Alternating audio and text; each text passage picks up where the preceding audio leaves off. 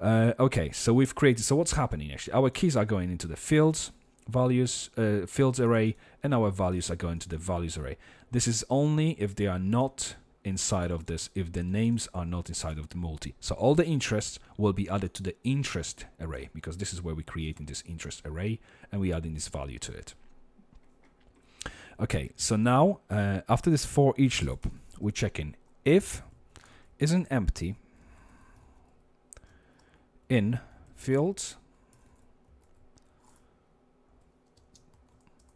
then we know that we have some values.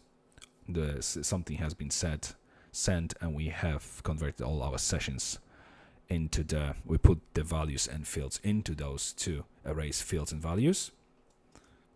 So if it's not empty, we can create our SQL statement. So SQL, and we start with insert into survey, open bracket, and after the double quotes, semicolon. Now we continue SQL dot equal.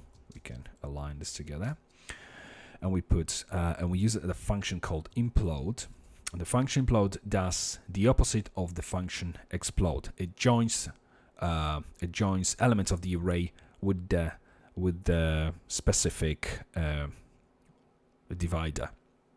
So now for the insert, we will be using comma space, and we want to implode our in fields array.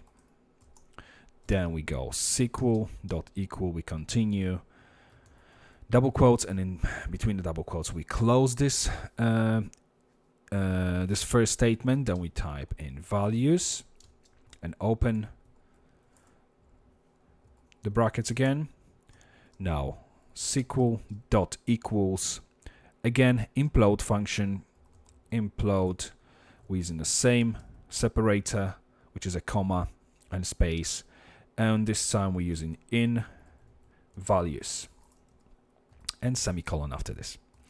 And to finish this, SQL.equal, in between a double quote, closing bracket. Okay, so our insert SQL to the survey table is done. Now if we create a few new lines and start with the if, execute SQL function, which basically executes our SQL statement, which we've created earlier.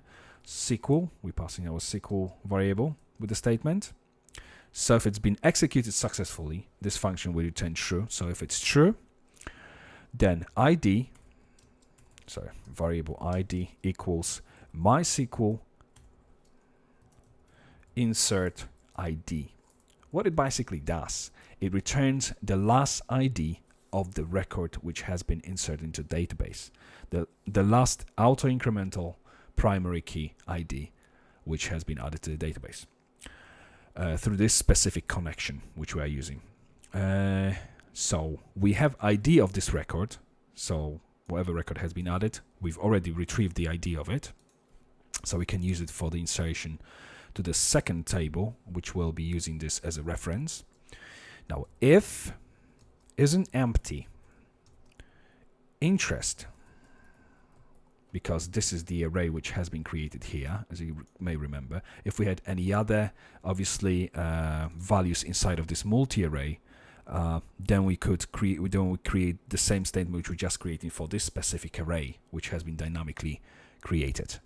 So if it isn't empty, then we're going to be looping for each interest as key equals value. And now SQL equals insert into survey interest, opening bracket, then we have survey, comma, interest. These are the fields inside of this table. And then we add values, an opening bracket again, now with the quotes and curly brace in curly braces. ID first of the survey which we've just added to the previous table, then comma, quote value.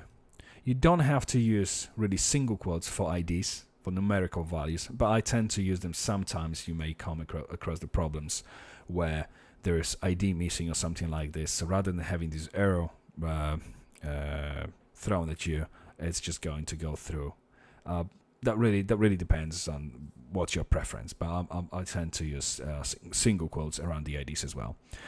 Okay, after the value, we close in the bracket, and after the double quotes, semicolon. Now we simply execute the SQL again. So let's copy this function. We're using the same name of the variable, so we can leave it as is. And that's all done. Now the last thing we have to do, obviously we still have session to destroy. So after insert to database, clear all sessions.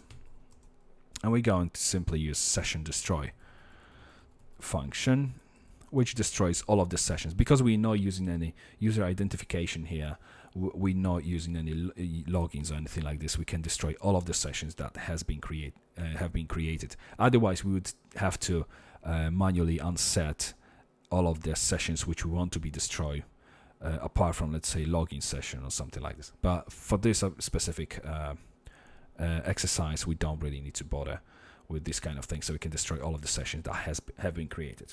Okay, so our session destroy is done. Okay, I think everything is done really now. So let's go back to our exercise. Let's refresh the page. We are back to our home screen. Go to next. Now let's select a few more. Go to the next. We've got blue. Let's select next. Google next, and thank you. Now what should happen if I go back to our table and now click on the browse inside of the survey table? Hey, we have our new records. So all this information which I've submitted through the form are here. We have also the date submitted because it's a timestamp. And survey interest, if we go to the browse, here they are. All our interest, all the interests I've selected are in the interest column, and our server ID, which is the server which I've just submitted with my details. So everything works fine. We have all this information from the form populated. We can go to the home page. We can take our survey again. And now, as you can see, all the sessions have been cleared because we use this session destroy function. So our fields no longer store any information which we've selected before. And we can start going forward. As you can see, if I click next, our validation pops in. So everything works as it should. Now, next section, we're going to have a look at displaying all these submissions inside of the submissions section.